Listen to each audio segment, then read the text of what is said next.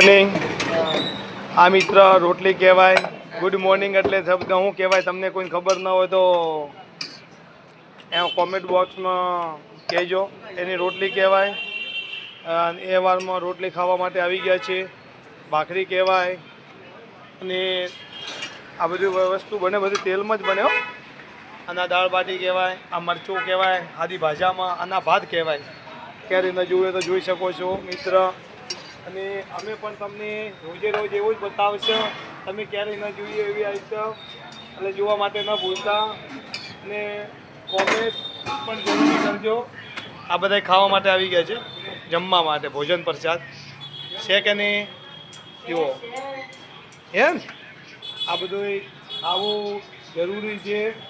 નહીંતર તમારી જિંદગીમાં બહુ અઘરું છે. ન ખાઓ તો તમારું શરીર નહીં હાલે અને તમારા ટાટિયા છે ને ઢીલા પડી જાય.